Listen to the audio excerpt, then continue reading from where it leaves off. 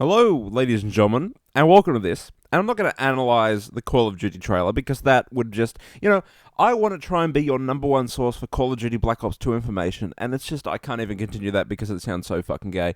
But I want to talk about the reaction to the trailer. If you haven't seen the trailer, you're living under a rock.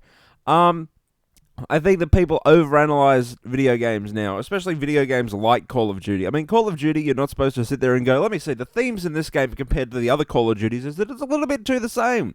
You don't do that. Call of Duty has essentially always been, since from Modern Warfare, there's always been just a map pack that you buy once a year and have fun with. And you do have a lot of fun with Call of Duty. If it's not your kind of game, it's not your kind of game. But I don't understand the analyzing of it, because it's a game that you essentially just pick up and have a lot of fun online with friends. That is what Call of Duty is. That's what it always has been. They've got a pretty good single player in there, I will admit, but if at the core of it, you just have fun with friends online. I don't understand this. It's the same game every year. I don't understand that. I can understand where people are coming from because it is the same gameplay every year, but what I think video game players don't understand is that the people who make video games aren't a charity. They're there to make money. So like I've said in a previous video, let's imagine that you own Activision. For the past 3 years, you have broken entertainment records with Modern Warfare 2, Black Ops, and Modern Warfare 3. What do? Exactly. You do the exact same thing you did for those 3 years. You don't change it. It's moronic. They're there to make money. They don't care about you.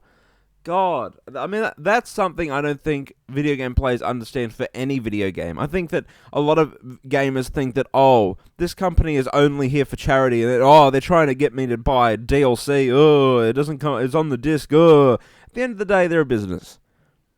So, will I be getting Black Ops 2? Probably, because hopefully I'll get a review copy so I don't have to pay for it, which kind of contradicts everything I just said. But you understand the meaning of this. Yes, you.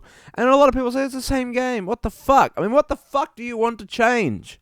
It's a first-person shooter. There's not a lot of elements that you can change in a first-person shooter. Does it look like Black Ops? Not really. It's got the same engine, of course. But it's in the future. They've changed the whole premise of the game. The gameplay hasn't changed. Why? Because it's a series, and we've been through that before. The gameplay in Grand Theft Auto hasn't changed in the 20 years that's been around. The gameplay hasn't changed in Battlefield. But, it's just fun to hate on Call of Duty, which it used to be fun to hate on... Actually, what? Probably Nintendo. No one likes Nintendo. Fuck Nintendo. But you understand my point. It's just unbelievable. People will never be happy. What have I always said about Call of Duty? Damned if you do, damned if you don't. People got the shits because it's in the future. People got their shits because they haven't changed anything. And the Battlefield fanboys come in. The Battlefield fanboys, I'm sorry, but you guys are worse than PlayStation fanboys. I went there. I'm reckless. I have no filter. I don't care. It's unbelievable.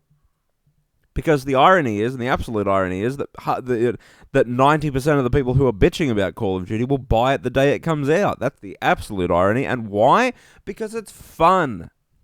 It's not supposed to be taken seriously. It's just a fun game that you go online and play with friends and yell at people through the microphone. Or at least that's what I do. And the Battlefield 3 fanboys, I know I'm going to get in shit for saying this, but look, Battlefield 3 on console, was an absolute train wreck. It looked like Bad Company 2. That one's going to get me hate like I've said. It does. I'm sorry, but Battlefield 3 on console looks exactly the same as Battlefield Bad Company 2. So that might tell you, wait a minute, maybe there's restrictions on what one can make on a console, and that is why Call of Duty has to look the same in order to stay at 60 frames a second, because the 30 frames a second looks absolute shit. And believe me, when that first was announced that Battlefield was only 30 frames, I didn't really care, because it's just a frame rate, but holy fuck. Does it make a difference? So that's about it, really. So yeah, I'll be getting it. It looks pretty good. It does look pretty good. And it's by Treyarch, the best developer. There's actually rumors going around that Activision were really close to getting Treyarch to make Modern Warfare 3. Or was it Modern Warfare 2? It was one of them. I don't know. So until next time, ladies and gentlemen, rate, comment, and subscribe. I'm out. Au revoir.